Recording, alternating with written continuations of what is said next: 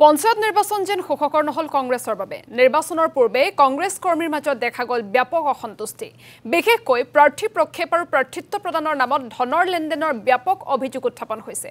তাৰ মাজতে নদুৱাৰ সমষ্টিৰ নেতাৰ অসন্তুষ্টি পোহৰ লৈ আহিছে চৰ্চাত এটা বিশেষ টেলিফোনিক বাৰ্তা কংগ্ৰেছ নেতৃত্বৰ দুৰ্বলতাৰ বাবে নদুৱাৰ সমষ্টিত দুৰ্বল হৈছে কংগ্ৰেছ নেতৃত্বৰ বিফলতাৰ বাবে নদুৱাৰ সমষ্টিত পঞ্চায়ত নিৰ্বাচনত মুখ ঠেকেচা খালে কংগ্ৰেছে সমষ্টিটোত বিনা প্ৰতিদ্বন্দ্বিতাৰে পঞ্চায়তৰ আটাইকেইখন আসনত বিজেপি জয়ী হল কংগ্ৰেছৰ একাংশ নেতাৰ ভুলৰ বাবে টকাৰ বিনিময়ত কংগ্ৰেছৰ টিকট বিক্ৰী হল কিন্তু ধনৰ বিনিময়ত টিকট ক্ৰয় কৰা সকলে নিৰ্বাচনত প্ৰতিদ্বন্দ্বিতা নকৰিলে যিসকলৰ হসাকৈ কংগ্ৰেছৰ প্ৰতি সমৰ্পিত হৈ নিৰ্বাচন খেলাৰ মন আছিল সেই সকলে ধন নিদিয়াৰ বাবে টিকট নাপালে ফলত কংগ্ৰেছ শূন্য হল নদুৱাৰ সমষ্টিৰ পঞ্চায়তসমূহ এনেধৰণৰ অভিযোগেৰে শোণিতপুৰ জিলা কংগ্ৰেছৰ সভাপতি দাদুল বৰকাকতিৰ বিৰুদ্ধে ক্ষোভ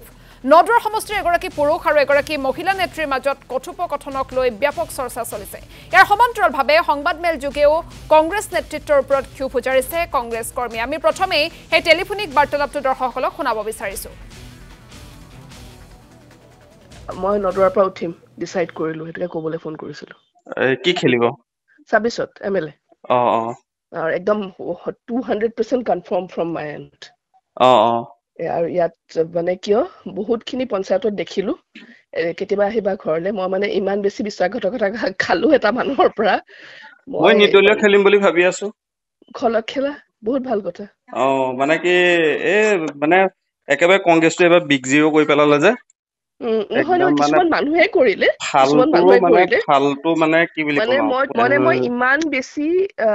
মানে বিশ্বাসঘাতকতা যে মানুহে মানে ইমান তললৈকে যাব পাৰে নহয় মানে কালিতো মীৰাবাইদেউ এটা কথা কৈছিলে মোক যে কিছুমানে পইচা লৈ পেলাই টিকেট বিক্ৰী কৰে এটলিষ্ট যাৰ পৰা পইচা লয়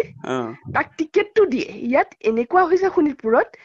পইচা লৈও টিকেট দিয়া নাই আমি যোৱাটো টাউন কমিটি ইলেকশ্যনত নতুনকে যিটো টাউন কমিটি ইলেকশ্যনত মই অকলে গাইড লৈ গোটেইকেইটা ৱাৰ্ডত কেণ্ডিডেট দি বাৰুৰে খালি টিকেট কেইটাহে দিছে মানে মই জানো মই সেই ইনসিডেন্টটো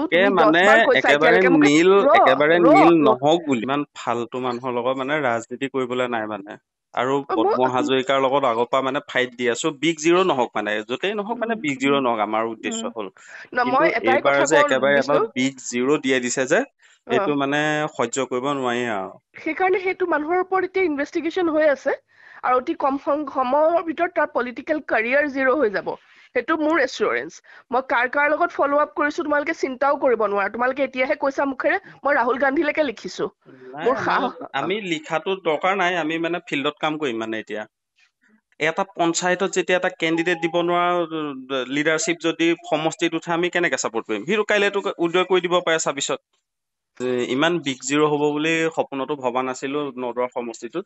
বাৰু যি নহয় এইটো তোমাৰ পাৰ্চনেল ডিচিশ্যন মই ক'বলগীয়াতো তুমি যিহেতু এটা পুৰণা কংগ্ৰেছী ল'ৰা মই তোমাক পাৰ্চনেলিও লগ পাইছো গতিকে মোৰ দায়িত্ব আছিলে তোমাক কোৱাটো যে মই কংগ্ৰেছৰ মই প্ৰাৰ্থীক বেয়া পাওঁ দলক বেয়া নাপাওঁ দলক কেতিয়াও বেয়া নাপাওঁ মই পাবও নোৱাৰো যিহেতু মোৰ ব্লাডত ডিএনএত কংগ্ৰেছ আছে গতিকে মই দলৰ লগত গাদ্দাৰী কৰিব নোৱাৰো আৰু মই উঠিম বুলি মই 500% এশ্যোৰ টিকেট কেনেকে আনিব লাগে সেইটো দলে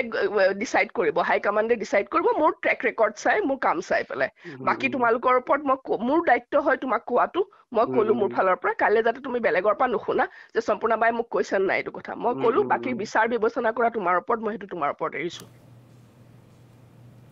আৰু এই মুহূৰ্তত আমি সেই বিশেষ টেলিফোনিক বাৰ্তালাপটো দৰ্শকসকলক শুনাইছো আৰু এই সন্দৰ্ভত কংগ্ৰেছৰ কিছু নেতাকৰ্মীয়ে ক্ষোভ প্ৰকাশ কৰি সংবাদমেলো সম্বোধন কৰিছে এই মুহূৰ্তত সেই সংবাদমেলৰ কিয়দাংশ দেখুৱাব বিচাৰিছো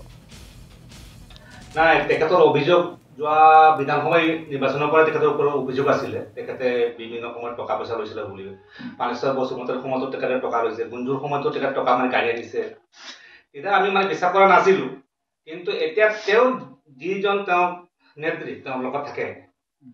ভূঞা বামে থাকে সুপৰ্ণা বাইদেউ এতিয়া নিজে প্ৰকাশ কৰিছে যেন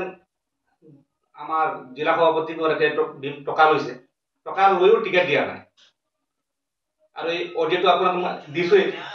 আৰু আপুনি চাওক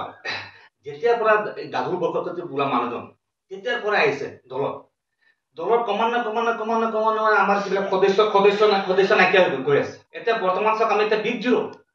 আজি লাজ লাগিছে অহাকালি আমাৰ নিৰ্বাচন আজি আমি ৰাইজে ভোট দিব নোৱাৰে নিজে ভোট দিব নোৱাৰো আজি এটা উৎসৱ হয় খানা হয় আজি কংগ্ৰেছ দলৰ খানা হয় বিজেপি দলৰ খানা হয় আজিতো নাই এইবিলাক যিজন ব্যক্তিয়ে গোটেই দলটো বৰবাদ কৰি দিলে কেৱল টকা টকা টকা টকা টকা টকাৰ বাক্য তেখেতে তেওঁ একো চিন নাপালে যে জিলা সভাপতি গৰাকীয়ে ৰাগ ভাওনা চেলফি উঠি শূন্যত গদা ঘূৰাই থাকিলে নহ'ব ফিল্ডত কাম কৰিব লাগিব বুথ কমিটি আৰু ব্লক কংগ্ৰেছৰ লোকবিলাক কাম কৰিব লাগিব তেখেতে পদত্যাগ কৰা নাই আৰু ওপৰ মহলত তেখেতে কি ভাবি জানো তেখেতক আজি জিলা সভাপতি পাতি ৰাখিছে মই বুজি পোৱা নাই আৰু এতিয়া আমি নতুনকৈ কংগ্ৰেছ দল এটাক গঠন কৰিবলৈ আমি চেষ্টা কৰিছোঁ আমি বুথ কমিটি ব্লকৰ আমাৰ ইতিমধ্যে নতুন গঠন হৈছে অলপ আমাৰ কিছুমান ভাল পুৰণি আছে এইবিলাক আমি ঠিক কৰিব লাগিব আৰু আমি নিশ্চয় ২৬ত আমি যুঁজিম যদি আমাৰ যদি মন পচন্দৰ নেতা পাওঁ আমি যুঁজিম আৰু যদি মন পচন্দৰ নেতা নাপাওঁ ডাউল বৰকাকতি নিচিনা সপনাৰ নিচিনা নাটক কৰা মানুহ আমাৰ নালাগে আৰু এইসকলক পালে আমি আৰু দল